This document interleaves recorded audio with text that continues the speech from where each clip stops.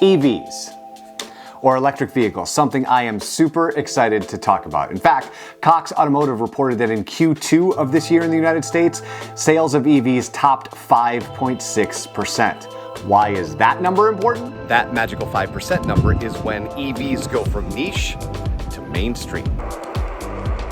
It's that moment where you're on your skateboard in the neighborhood and you go, oh, my neighbor's got an EV. Maybe I should start thinking about that. That 5% tipping point has been proven correct in 19 different countries, which leads us to the 2012 Ford Fusion. It has been a great car, but it's just about at the end of making memories. And so when I have questions about innovation in the energy space, I reach out to my friends at Consumers Energy. We're in Muskegon to meet with Dr. Karl Bloss. He is EV Education and Outreach Coordinator for Consumers Energy so that I can ask every question I have about electric vehicles. Hey friend, how are you? Good, how are you? Thanks for having me. You are this expert in the EV space, and you've been doing it for what, 10 years you've had an EV? Yeah, almost. So a decade ago, what is the thing that you go, aha, right. This is what I've been looking for? Yeah, so a decade ago, I was in Germany on an expat assignment. My vehicles over there were diesels, and diesel was the equivalent of $7 or $8 a gallon. So when I came back, it's like, there's got to be a better way. Just at that time, the Nissan Leafs and the Chevy Volts and some others were coming on the market that weren't super expensive, but they also didn't have a great range.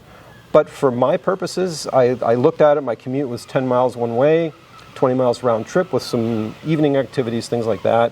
I thought, well, a car that can get 70 or 80 miles of range is good enough for me. It very much feels like, and I don't know if it's because of gas prices or just, time and space colliding together, but it feels very much like we're at this tipping point where people are now really understanding what this space could be. Do you feel that way? Absolutely. Yeah, so there's kind of this confluence of technology and interest and pricing. So it's like the perfect moment. All right, you want to go for a ride? Sure.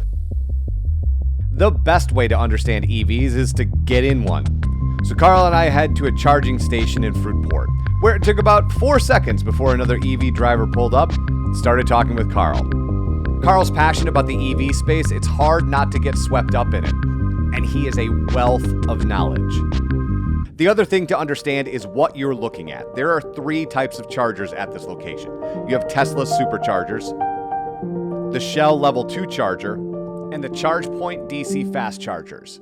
So after topping the car off, it was time for me to drive. There's a couple things you notice right away. The car makes no noise. The second thing is regenerative braking, which I wasn't very good at. It's the idea that you take your foot off the gas and the car already starts to slow down. I have to tell you, Karl, this is feeling a little bit like my driver's test. Ultimately, you'll be in the left lane and slow down, turn on your turn signal. If you don't pass this time, you can take it again in 7 days. The third thing is you think about stopping differently, and I asked Karl about it. People come out of the area that pull up the app that we all use, that's called PlugShare, and say, let me see where the chargers are, and then let me see what's nearby. Oh, there's a microbrewery, there's a coffee shop. Or there's a beachside deck restaurant next to one of the best beaches in Michigan. This is what I'm talking about, right? The EV charging station's right over here. The deck is behind me. The beach is over there. Who couldn't kill an hour here, right? After our time at the deck, it was time to head back to Karl's. And I really feel like I understand this space a lot better.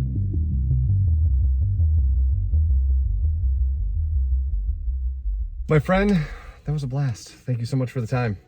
Muskegon is an amazing place to learn about EVs. And before we go, let's get back to that magical 5% number. If that adoption rate stays consistent, by 2025, 1/4 of new car sales will be EVs. And by 2030, Consumers Energy will be charging 1 million of those vehicles. It's incredible. I love this mural. So which one will we pick? I'm not sure, but that seems like an excellent reason to do another video. And if you have questions about the EV space on your own, you can reach out to Karl's team right here, and they're more than happy to answer those questions.